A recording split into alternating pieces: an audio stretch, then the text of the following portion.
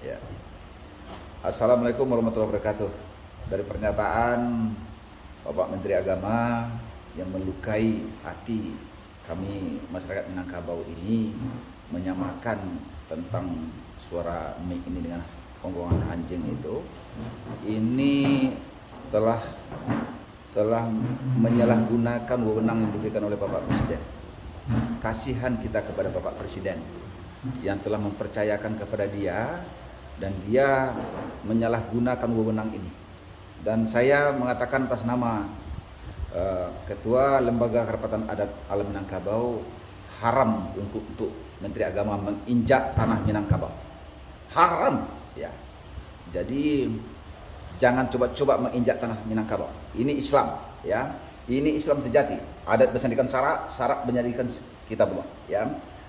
Sudah kebangatan yang dilakukannya, dan kita sebagai umat Islam menyatakan menentang apa yang diberikan oleh beliau itu tentang bagaimana suara mic yang dia katakan sama dengan suara gonggongan anjing gitu, ya.